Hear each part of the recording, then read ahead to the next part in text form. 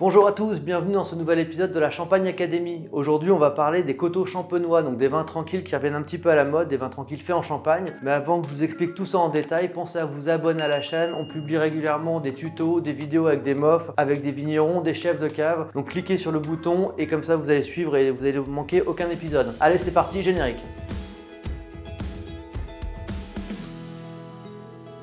Alors les coteaux champenois, qu'est-ce que c'est? C'est tout simplement un vin tranquille, c'est un vin sans bulles qui est élaboré sur l'aire d'appellation Champagne. C'est-à-dire qu'historiquement, la Champagne n'a pas toujours fait des bulles. Elle a fait pendant très longtemps des vins tranquilles, des vins classiques. Il y avait beaucoup de monastères en Champagne, chaque monastère avait son vignoble, élaborait son vin. C'est des vins qui ont eu un certain succès, qui ont été jusqu'à la cour du roi. Henri IV en était assez friand. Et puis il y a eu la découverte de la seconde fermentation, la fermentation qui amène les bulles dans la bouteille et donc la création du champagne, la découverte du champagne. Et à partir de là, un mouvement progressivement s'est fait du coteau champenois vers le champagne, c'est-à-dire qu'il y a de plus en plus de champagne et de moins de coteaux. Néanmoins, c'est un savoir-faire qui a perduré. En 1974, une poignée de vignerons ont réussi à faire reconnaître le coteau champenois comme une AOC, une appellation. Donc ça a permis de définir un cadre et de figer un cahier des charges. Donc voilà, c'est un vin qui a toujours existé, qui a eu un passé important, un présent récent plus faible, mais qui revient un petit peu à la mode parce qu'on a envie de découvrir d'autres choses et puis parce qu'il y a un réchauffement climatique qui permet d'avoir des récoltes en Champagne avec plus de maturité. Faire du vin tranquille, ça demande une maturité un petit peu plus importante que faire du champagne. Donc on a pu se relancer, certains domaines ont pu se relancer dans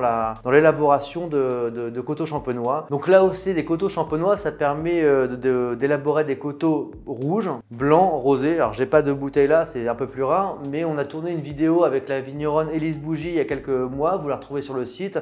Elle fait un super coteau rosé qu'on a été dégusté à l'assiette champenoise, le restaurant 3 étoiles d'Arnaud Lallemand. Donc il y a une belle vidéo sur la façon de faire ce coteau et puis encore une fois les accords qu'on peut imaginer avec un coteau rosé. Alors principalement c'est quand même les rouges et les blancs qu'on va retrouver sur le marché. Alors les coteaux sont des objets un petit peu rares en Champagne parce qu'ils reprennent de la lumière et tout le monde ne les connaît pas encore, mais aussi parce qu'ils impliquent et ils demandent certaines contraintes. C'est-à-dire que souvent un vigneron va choisir une parcelle bien particulière, la travailler d'une façon bien particulière pour aller élaborer un coteau. Un coteau ça demande de la maturité, donc ça veut dire que souvent ce sont des vieilles vignes qui ont des rendements plus faibles mais qui donnent des raisins plus concentrés et donc des vins plus riches et plus soutenus. C'est aussi parfois une taille un peu spécifique, encore une fois pour diminuer, et là aussi pour diminuer les rendements et donc pour avoir des raisins vraiment adaptés. C'est-à-dire qu'on n'utilise pas forcément les mêmes raisins pour faire du champagne, les mêmes raisins, le même type de raisin, c'est les mêmes cépages, mais on ne demande même pas la même chose et la même maturité. Parfois on récolte aussi plus tard le raisin, certains vont vendanger pour le champagne et puis repasser dans la parcelle dédiée au coteau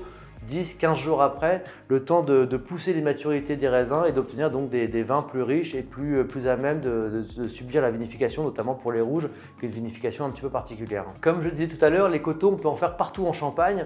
Maintenant, il y a quelques villages, quelques terroirs qui sont particulièrement réputés pour leurs coteaux. Je pense notamment à Bouzy. Donc là, j'ai deux coteaux issus du terroir de Bouzy, un coteau de la maison Paillard et un coteau de chez Georges Rémy. C'est vraiment, donc c'est dans la montagne de Reims, c'est un grand cru et c'est là où on trouve quasiment les plus beaux pinots noirs ou parmi les plus beaux pinots noirs de la Champagne quand on veut vinifier en rouge. Et puis je pense il y a Cumières où on va trouver la maison Geoffroy où on trouve des pinots noirs et des pinots meuniers exceptionnels et qui supportent très bien, au contraire qui sont même parfaits pour une vinification en rouge. Du côté des blancs, la côte des blancs en général se prête à faire des jolis vins blancs. On peut avoir une petite préférence pour le terroir de Vertus par exemple ou le terroir de Cramant. Ici on a un Larmandier qui est un vin magnifique, un Cramant 2017 qui est superbe. Et puis ici on a un coteau blanc qui est élaboré à partir du terroir de Mareuil qui donne aussi quelque chose, des choses un petit peu typiques avec une épice, avec un style un peu particulier. Maintenant qu'on a dit ça, à quoi ça ressemble concrètement un coteau quand on ouvre la bouteille, quand on déguste? Si on part sur les rouges, on va être sur quelque chose d'assez fin, c'est des vins assez légers, à la robe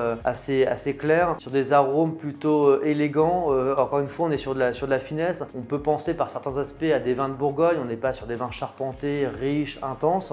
C'est des vins qu'on va pouvoir marier sur des volailles, sur de la charcuterie un peu noble, sur des plats assez élégants et des plats plutôt relativement légers, quoi. On est sur des arômes de fruits, de framboises, des choses comme ça, quelque chose d'assez frais.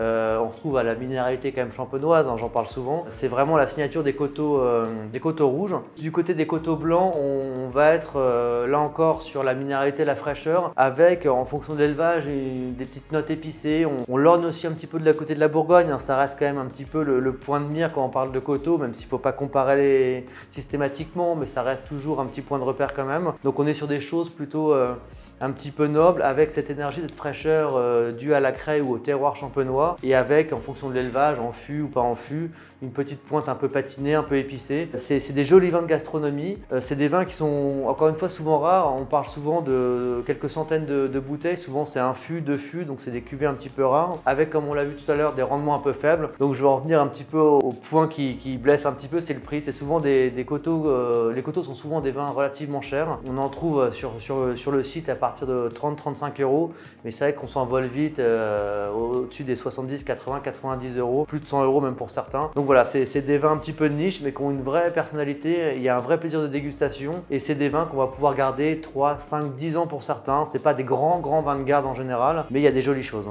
Voilà, maintenant vous savez beaucoup de choses sur les coteaux. Je vous invite à aller faire un tour sur le site pour en découvrir. On en a presque une cinquantaine aujourd'hui. Encore une fois, des rouges et des blancs. Les rosés, c'est vraiment un peu plus rare. Il y a des jolies découvertes à faire. Et puis il me reste à vous rappeler que vous pouvez vous abonner, qu'il faut vous abonner à la chaîne. Et puis à vous dire à la prochaine fois. Salut!